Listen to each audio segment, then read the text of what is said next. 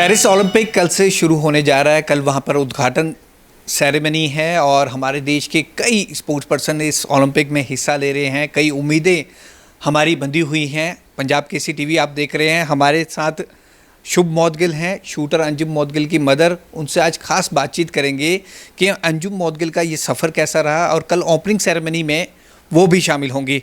शुभ मौदगिल जी, आपका स्वागत है पंजाब केसरी टीवी में। नमस्कार जी। मैं घर पर जहाँ पर भी नज़र दौड़ा रहा हूँ, हर जगह मेडल लगे हुए हैं। पीएम मोदी के साथ फ़ोटो लगी है। अभी हाल ही में उनके मीटिंग भी हुई थी पीएमओ के साथ। तो किस तरह से आप देखते हैं इस बार ओलंपिक को?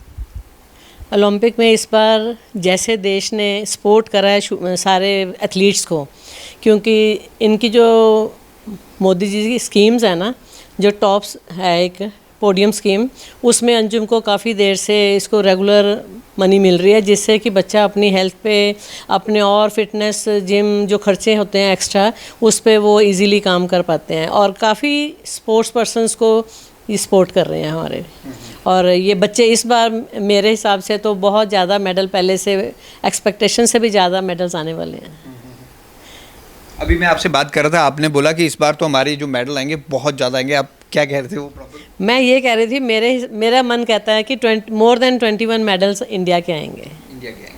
मैं दर्शकों को बता दूं कि 117 प्लेयर्स इस बार हिस्सा ले रहे हैं और जो ओपनिंग सेरेमनी है, मैम कल ओपनिंग सेरेमनी काफ़ी खास है। अंजुम मौदगिल भी इसमें हिस्सा ले रहे हैं। उसको आप किस तरह से देखते हैं? ओपनिंग सेरेमनी में अगर कोई प्लेयर हिस्सा लेता है, पूरा देश उसको देखता है, किस तरह से लेता है?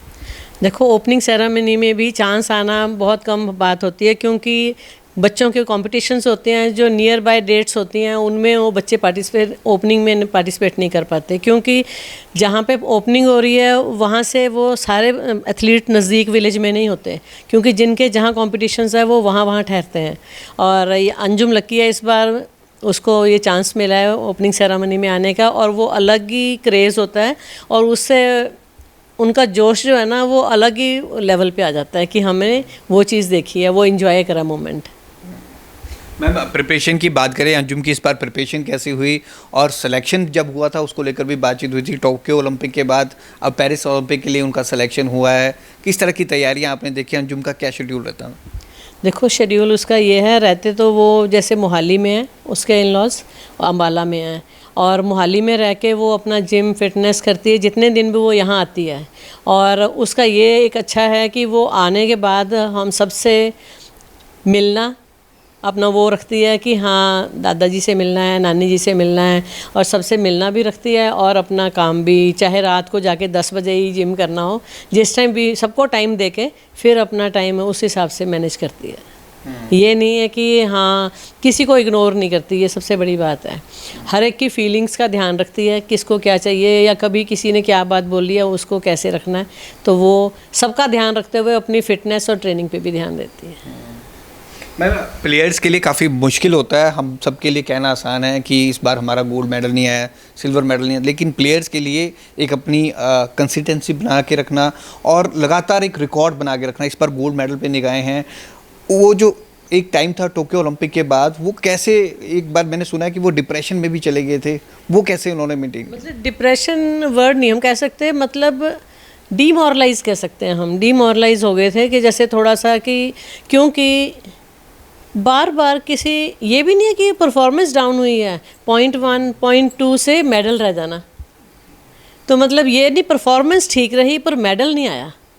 तो फिर अपने आप को लगता था कि एंड शॉट पे क्या हो जाता है कि जो ऐसा हो रहा है, क्योंकि वो जो माइंड में प्रेशर होता है ना कि मैं टॉप 2 में नहीं हूँ, तो फिर वो लास्ट ईयर जब एशियन गेम्स के लिए जाना था तो इसका टॉप 2 में सिलेक्शन नहीं हुआ, ये तब 5th पे आ गई थी।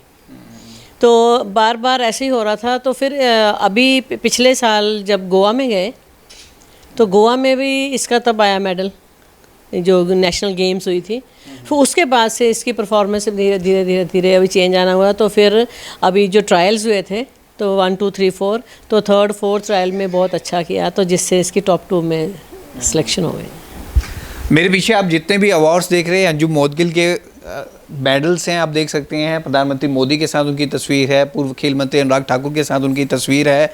इतने मेडल्स लाना, और लगातार 3 बार वो एक बार मेडल्स लेके आए हैं, और इस बार जो निकाय हैं उनकी गोल्ड मेडल पे हैं। मैम इनकी थोड़ी सी हमें मेमोरी शेयर करें, ये जो मेडल्स हैं कौन कौन से हैं, कहाँ कहाँ पर जीते हैं? देखो, जब ये एनसीसी में जब इसने राइफल शूटिंग शुरू करी है 2009 में करी है। एनसीसी के एटीसी कैंप होता है, एनुअल ट्रेनिंग कैंप, उसमें इसने स्टार्ट किया था। तो उसमें स्टार्टिंग में ओपन साइट वेपन से स्टार्ट किया, तो उसी के साथ ही इनके जो वहाँ कैंप के ग्रुप, जो इनके एनसीसी के ग्रुप कमांडर थे, कर्नल एमएस चौहान हैं अभी वो, तो उन्होंने तब वो मतलब ग्रुप कमांडर थे, तो उन्होंने तब जर्मनी से ये पीप साइट वेपन्स खरीदे, परचेज करे डायरेक्टरेट के थ्रू। तो उसके बाद उसी साल में ही 2009 में ही उन्होंने इसको एनसीसी कैंप में ही तैयार किया बच्चों को, और उसमें इतना ज़्यादा अच्छा सिखाया, मैं हैरान हूँ कि कुछ उन्होंने ये ऑब्ज़र्व किया था कि ये बच्चा कम बोलने वाला है और सेंटर्ड है, फोकस्ड है मतलब, तो वो कहते ये बच्चा आगे जाएगा, कहते इसको फिर उन्हें सिखाया।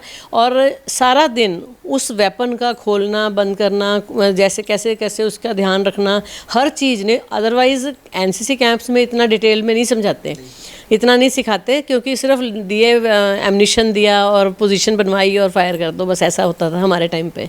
और इनको ऐसा सिखाया कि पूरा पूरा दिन एक भी फायर शॉट नहीं करना, ड्राई प्रैक्टिस करवानी, और उसमें क्या है बच्चे को उसकी फीलिंग आनी शुरू हो जाती है, और वो एम लेना उनसे ही सीखा उसने। तो उन्होंने आज भी वो प्रेज़ करते हैं और हम भी उनकी प्रेज़ करते हैं। वो आर्मी में रहे हैं, आर्मी से उन्होंने फिर वीआरएस ले ली थी, क्योंकि उनको ये था कि मैं बच्चे तैयार करूँ नेशन के लिए। तो मैं उनका थैंक्स करती हूँ आपके थ्रू कि उन्होंने इस बच्चे को तैयार किया, क्योंकि हम लकी हैं उसी ईयर में वो आए 2009 में यहाँ चंडीगढ़ में बटालियन में, तो और 2009 में ही अंजुम ने स्टार्ट किया, और आफ्टर 8-9 मंथ्स उन्होंने वीआरएस ले ली थी, मतलब इसको तैयार करके। और वो मैं आपको कैसे पता लगा कि अंजुम का इंटरेस्ट शूटिंग में है? हालांकि आप भी उस टाइम पे पंजाब यूनिवर्सिटी लेवल पे शूटर रहे हैं, क्या आपके समय में भी आपने ऐसा देखा था, फिर आपने अंजुम को वही शौक़ जगाया शूटिंग का?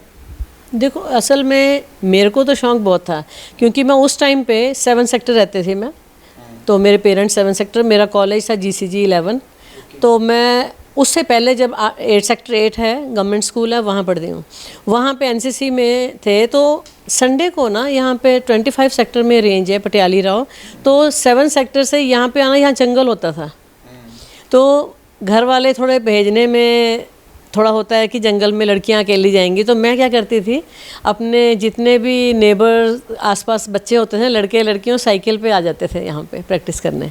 तो फिर मैं अपने कॉलेज लेवल पे मतलब मेरी शूटिंग अच्छी रही। फिर मेरे को ऐसे शादी के बाद वैसे कुछ माइंड में था नहीं, तो उसके बाद और जैसे मुझे गवर्नमेंट जॉब मिली है 2000 में मिली जॉब, उसके बाद भी मेरे माइंड में नहीं था। फिर मेरे मन में ये आया कि अगर मुझे जैसे गवर्नमेंट जॉब मिली है तो मैं किसी गवर्नमेंट स्कूल में तो एनसीसी शुरू करूं, जिसमें बच्चों को बाहर निकलने का मौका मिले, लड़कियों को, और वो कुछ जैसे अगर एनसीसी में देश भावना, इतनी लीडरशिप क्वालिटी भर देते हैं कि वो देश के लिए कुछ भी करने को तैयार हो जाते हैं। तो वो मेरे मन में था कि अगर मेरे को किसी स्कूल में जॉब मिलती है, गवर्नमेंट स्कूल में जॉब मिलती है, तो मैं ये करूँगी। और लकीली 2000 में मुझे गवर्नमेंट जॉब मिली, और वो पहले इंटीरियर था, वहाँ तो लड़कियों को घर से बाहर नहीं निकलने देते, वहाँ तो कोई ऐसा सवाल ही नहीं था। जैसे ही मेरी ट्रांसफ़र यहाँ कुराली गर्ल्स स्कूल में हुई, मोहाली डिस्ट्रिक्ट में है, तो तब मैंने जाते ही विदिन 20 डेज़ मैंने एनसीसी के लिए अप्लाई कर दिया। 29 अप्रैल को मैंने वहाँ ज्वाइन किया, और मैं 19 मई को पटियाला में एप्लीकेशन लेकर चली भी गई कि मुझे अपने स्कूल में एनसीसी चाहिए। और इतने लकी रहे, उस टाइम इतनी जल्दी स्कूल को एनसीसी मिलती नहीं, क्योंकि ये अंजुम ऑडगिल जो है ये एनसीसी की प्रोडक्ट है ना। तो फिर वो उस टाइम पे नंगल में एक मैम थे, एनएफएल जो है वहाँ पे स्कूल में, वहाँ 100 कैडेट्स की एनसीसी चल रही थी। वो उन्होंने कनाडा शिफ्ट होना था, वो विड्रॉ कर रहे थे, और मैं पहुँच गई लेने के लिए। तो भगवान ने उसी टाइम हमारी झोली में फटाफट बच्चे, पहले 25 बच्चों के लिए दी वैकेंसी, फिर 50, और जब मैं फिर बाद में 2-3 साल में मुझे 100 बच्चों की कैडेट्स की जिम्मेवारी मिली, और मैं बहुत लकी रही। मैंने बहुत जी जान से लगाया उन पे टाइम। मुझे नहीं पता था कि मैं अगर कैंप में जाऊंगी तो अंजुम मेरे साथ जाएगी तो वो इतनी आगे निकल जाएगी, मेरे मन में बिल्कुल नहीं था, ना मैंने सोचा था। ये सिर्फ दूसरों के लिए सोचा है, जैसे कहते ना भला करो लाभ होता है, तो ये मैंने तो उन बच्चों के लिए भला करने के लिए सोची थी कि उनको मोटिवेट करूं, कुछ भी जैसे ड्रिल भी करते हैं ना, ड्रिल में भी यूनिफॉर्म पहन के बच्चों में इतना कॉन्फिडेंस आ जाता है गर्ल्स में कि वो उनमें जो डर की भावना वो कम हो जाती है।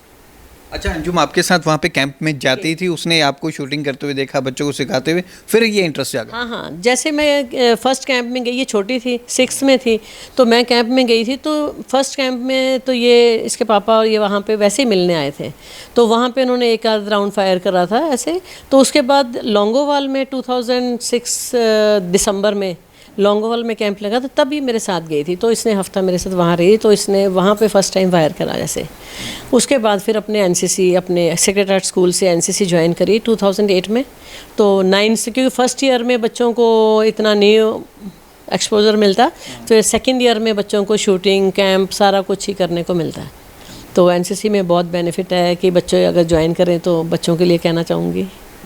जब मैम स्पोर्ट्स में आपने डाला था, उस टाइम जब ये सोच रहे थे आप, जब कैंप में जाते थे, तो उस टाइम पे पढ़ाई पर जोर दिया जाता था, खेलों पे इतना जोर नहीं दिया जाता था, तो आपको कोई नहीं बोलता था क्यों बेटी को शूटिंग रेंज में डाल रहे हो आप, ये क्या होगा? अब तो चलो स्पोर्ट्स को लेकर थोड़ा सा कंसेप्ट चेंज हुआ है पेरेंट्स का, उस समय क्या सोचते थे? नहीं, ऐसा था जैसे मैंने शुरू करा है, तो मेरे मदर इन लॉ ने कहा था, क्योंकि मैं जब यहाँ पे आई तो अपनी एल्बम लेके आई थी अपनी स्पोर्ट्स की, मेरे पास है मेरी छोटे होते की, तो मेडल लेते ये तो कहते जो आप करती थी वही उसको लगा दिया कि लड़की को।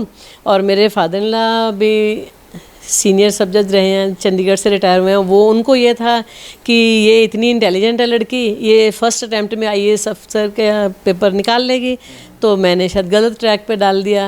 होता भी है, अगर बच्चा ना ट्रैक पे चले तो मन में एक डर तो बैठा रहता है ना, तो उनको भी ये था। तो आज के दिन में वो प्राउड फील करते हैं कि हाँ मतलब ये ठीक ही चुना गया है। और पता कुछ नहीं होता, पर पॉजिटिव थिंकिंग से अगर चलेंगे तो हमेशा पॉजिटिव ही होता जाएगा। अगर बैक एब्सेंट माइंड में कुछ ऐसा रख लेंगे, वो रखना नहीं चाहिए। हमें एक सोचना है कि वहाँ पहुँचना है, पहुँच गए इट मीन्स हम चले थे और ठीक चले थे, इसीलिए पहुँचे हैं।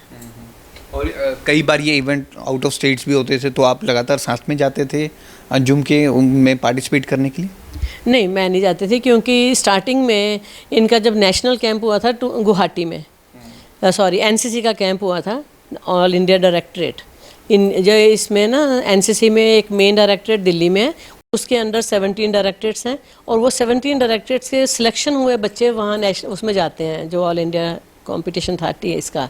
तो उसमें मेरे को एज एएनओ, मैं एएनओ रही हूँ, शायद आपको पता हो, एएनओ होता है एसोसिएट एनसीसी ऑफिसर, और वो मैंने 2006 में ट्रेनिंग ली थी, और वो 3 मंथ्स की ग्वालियर में ट्रेनिंग होती है। तो उसमें मैंने फिर ये पूरा जो प्रोसेस होता है एनसीसी का, कैसे बच्चों को सिखाना क्या है, वो सारा करके आई थी। तो उसके बाद फिर मुझे पता था कि कैंप्स में क्या होता है, मुझे ऐसा डर नहीं था, क्योंकि मैं बच्चों के साथ जाती रही हूँ, अपने स्कूल के बच्चों के साथ, जहाँ गर्ल्स को लेके जाती थी, तो मैं अकेली ही 40-50 बच्चे लेके मैं पटियाला जा रही हूँ, लॉन्गोवाल जा रही हूँ, मेरे को कभी डर नहीं लगा कि किसी बच्चे को कुछ हो सकता है। इवन ट्रैकिंग पे बच्चे राजस्थान भी गए, गुजरात भी गए, इवन एक चेन्नई में भी गई लड़की, और टीएससी के लिए बच्चे दिल्ली गए हैं मेरे स्कूल के, गर्ल्स स्कूल के ही। तो मेरे को इतना प्राउड फील होता था कि मेरे बच्चों की सिलेक्शन हुई है, और मैं उनके लिए, आप सोचोगे, मरने मारने के लिए तैयार हो जाती थी। अगर कहीं मिस मैनेजमेंट हो रही है, कहीं गड़बड़ हो रही है, तो मैं तो खड़ी हो जाती थी वहाँ पे कि नहीं, मेरे बच्चे का मैं बताओ क्या कमी है। क्योंकि ऐसी चीज़ें मैं जब कैडेट थी मेरे साथ हुई थी, तो मेरे को किसी ने सपोर्ट नहीं किया था, मेरे पेरेंट्स इतने एक्टिव नहीं थे कि वो मेरे हर उसमें जाके बोलें, और मेरे को वो चीज़ें मैंने आप झेली हुई थी। तो मुझे था कि मेरा बच्चा अगर ये एलिजिबल है, तो इसको, तो मैं फिर अपने स्कूल के बच्चों के लिए बहुत, मतलब चाहे मेल करूं चाहे कुछ भी करूं, मैं बड़ा आनंद लिया उन बच्चों के लिए काम करने में। मैम, ये तो आपकी जर्नी है, अंजुम आज जिस मुकाम पर है हर कोई शेयर करता है, और हर कोई उम्मीद कर रहा है कल जो ओपनिंग सेरेमनी होने जा रही है, मेन इवेंट जब होगा, कि अंजुम गोल्ड में निशाना साधे। लेकिन जो अपकमिंग स्पोर्ट्स प्लेयर हैं, जो स्पोर्ट्स में आना चाहते हैं, शूटिंग में आना चाहते हैं, उनके लिए आप क्या मैसेज देंगे? मैं ये कह रही हूँ, ये बहुत स्लो गेम है। स्लो इन द सेंस कि एक तो कॉस्टली है ना, क्योंकि स्पॉन्सर्स इतनी जल्दी नहीं मिलते। स्पॉन्सर्स भी तब मिलते हैं जब आप टॉप लेवल पे आ जाते हो, तो स्पॉन्सर करने वाले भी मिल जाते हैं, ज़रूरत पहले होती है। मेरे हिसाब से तो हर बच्चे में कैलिबर है डिफरेंट टाइप्स का, किसी का एथलेटिक्स में होगा, किसी का थ्रो में, किसी में भी वॉलीबॉल, इंडिया में मैं जिमनास्ट रही हूँ इंटरवर्सिटी लेवल पे, तो मैंने देखा जिमनास्टिक में भी बड़े बच्चे आगे आ रहे हैं, हर गेम में ही बच्चे, बैडमिंटन में ही बहुत हैं, स्कॉर ऐसे इवन काफ़ी पता भी नहीं है गेम्स, ऐसी गेम्स हैं क्योंकि हमारे मेडल क्यों कम होते हैं ओलंपिक्स में, क्योंकि हमारे गेम्स ही कम खेली जाती हैं, उतनी गेम्स नहीं खेली जाती जितनी कि बाहर कंट्रीज़ खेलते हैं, इसीलिए उनके मेडल ज़्यादा हैं। ऐसे ही नहीं हमारे में कैलिबर कम है, हमारे इंडिया में बहुत कैलिबर है, बस सिर्फ सपोर्ट करने की ज़रूरत है। और बच्चे को ये कहना है कि हारना नहीं, मतलब ये नहीं हारना और जीतना दोनों एक ही चीज़ है, पर अपने आप को सुधारना एक काम है, अपने आप को ही compete करते रहो, वो जीतना होता है। अगर ये ना सोचो किसी से हार गए और भाग के जीतना क्या होता है, अपने आप को आगे अपनी परफॉर्मेंस दिखा के जीतना, किसी को धक्का मार के या किसी को नुकसान दे के आगे नहीं निकलना कभी भी। ज़िंदगी में तभी प्राउड फील करोगे अगर आप अपने दम पे अपने कैलिबर से आगे निकलोगे। तो मैं यही बच्चों को कहना चाहूँगी कि किसी को नुकसान दे के आगे नहीं निकलना, अपनी परफॉर्मेंस बेटर करके दिन रात मेहनत करो तो उस आगे निकलो। तो पेरिस ओलंपिक पर कल सबकी निगाहें हैं। शूटर अंजुम मौदगिल, चंडीगढ़ से कई प्लेयर इस बार पेरिस ओलंपिक में हिस्सा लेने जा रहे हैं और सबकी निगाहें हैं कि इस बार भारत बहुत सारे गोल्ड मेडलिस्ट जीते, हर किसी की निगाह इस पर टिकी हुई है। कैमरामैन अनिल के साथ भगवत सिंह, पंजाब केसरी, जगबानी टीवी।